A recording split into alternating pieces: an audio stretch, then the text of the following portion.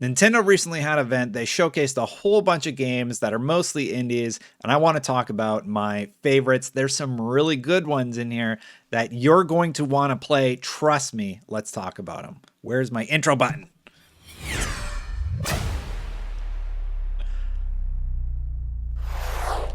Well, that was embarrassing, but let's start the list anyway. The first entry on the list is Teenage Mutant Ninja Turtles. Everybody's been talking about this. The game is called Shredder's Revenge, and they have really nailed the aesthetic of the beat 'em ups of past. I remember, oh my goodness, playing so many hours of the SNES version of Ninja Turtles Turtles in Time when I was in college, yeah, other games had come out by then, but I was playing Ninja Turtles still on my Super Nintendo and Mega Man X and all my favorites, and it really just encompasses that vibe of the Super Nintendo era and the beat 'em up era when Ninja Turtles was the most popular. Everyone's been talking about this game. It's probably one of my top picks.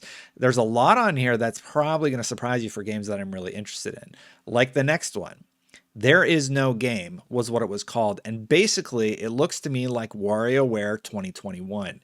It sort of throws a bunch of mini games at you where you have to deal with different perspectives and just challenges to solve the puzzle and break this guy's fictional game. It seems really, really charming to me, and I was quite impressed with just the style of it, and it seemed really fun and lighthearted, and it's definitely one that's right up my alley that I would love to check out. Okay, Getsu Fumaden. This one was trending largely because it was made by Konami, and everyone's like, well, what has Konami...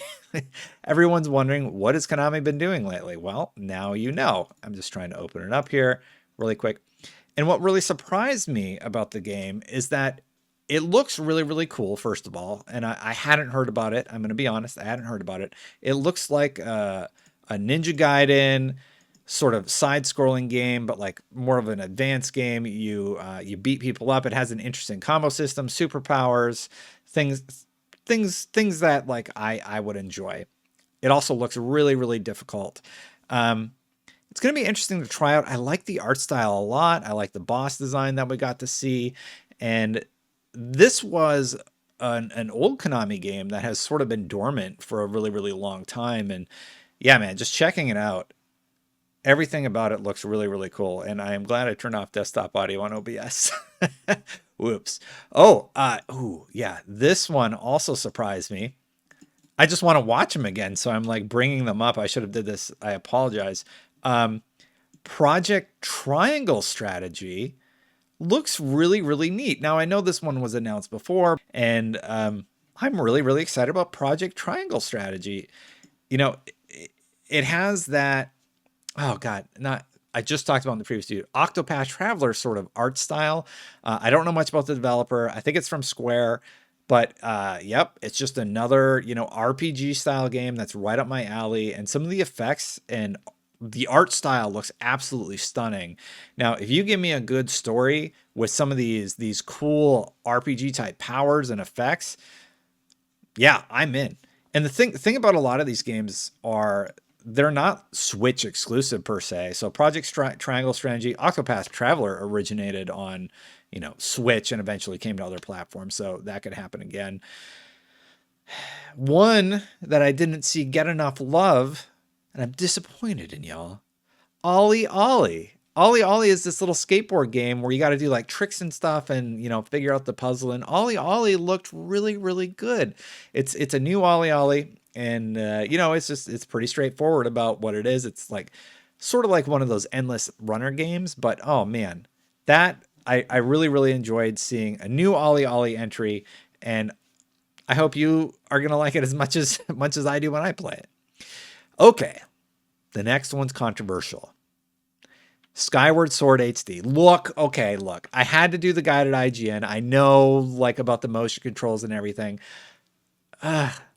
Don't give you this out, please, but I don't hate Skyward Sword as much as everybody else. I thought it was a good story. It's a Zelda story. You get to hang out with your sword. And at the end of the game, there's a really touching moment. I won't spoil it for you, but I really, really enjoyed it. Now, it's no Skyward Sword. It's no Link to the Past. Those are some of my favorites, right?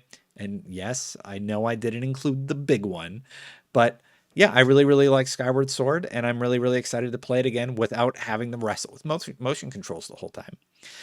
One that I probably will not play on my Switch, the Ninja Gaiden Master Collection. We sort of talked about this one on Unlocked. If you follow me, you know I do the Xbox show over on IGN. It's called Unlocked. We talk about Xbox stuff, and Ninja Gaiden is great. So there's a Master Collection coming out of some of the best entries. The Ninja Gaiden Master Collection looks good. There's not really much else to say. I think everything that needs to be said about Ninja Gaiden has been said, but the fact that they're updating it, at least visually, and bringing it to more platforms is awesome. Mario Golf.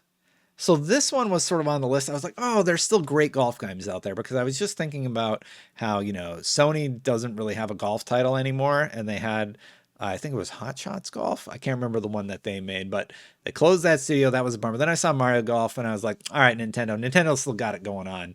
So Mario Golf is on my list for sure. The Longing. This one I didn't expect to like either. Basically, you're a creepy character and you have to wait, so you figure out ways to pass the time. And I didn't expect to like that one that much, but watching it, I'm like, you know what? That's gonna go on my list.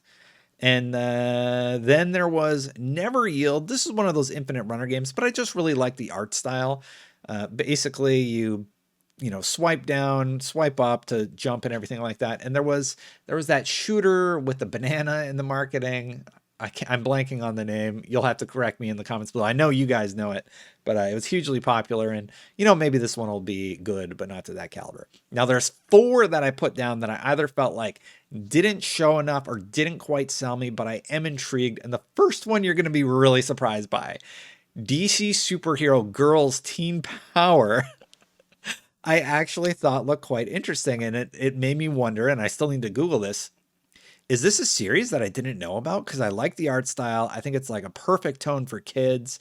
And, I can imagine playing a game like that with my son if there was like just a generalized superhero version, or hey, if he wants to play the superhero girls version, Teen Power, let's do it. Like, I love superhero stuff. You think about there's the Harley Quinn series right now where, it's drawn in that art style, but comic books do this thing where they sort of transcend time and age, where a lot of the messaging you get in the comics that are targeted towards teens can be applicable to adults. And I think that's why all of us have this deep connection with comics. Even though they get silly and fantastical, there can still be moments where you really like it. But anyway, the gameplay of that one looked interesting, but it landed on my I'm not sure list.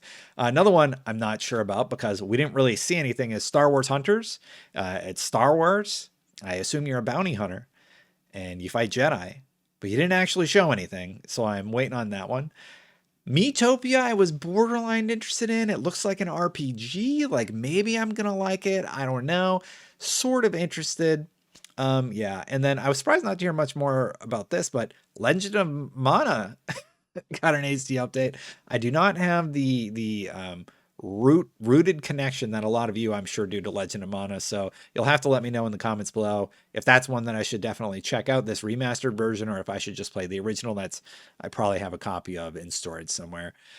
Anyway, those are my picks from the Nintendo Showcase, and I just realized I think I just sort of said all of the games that were showing except for like 7. There were 7 that I was like, eh. But if one of those really sparked your fancy, let me know in the comments below. I'd love to hear what you really, really liked. Those were just a few that I enjoyed, and I'm like, oh yeah, those are kind of cool. I'm going to check them out. And if you like these kinds of videos, hey, thank you for watching. If you'd like to, you can subscribe, hit the bell so that you know when I post. I post every morning at 7 a.m. Pacific.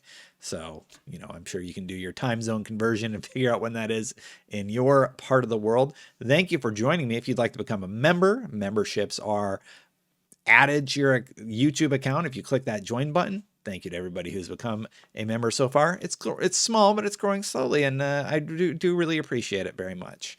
I'm getting tired, but that is the video for tonight. I appreciate you. I hope you have a wonderful day, and I'll see you for the next one. Bye, everybody.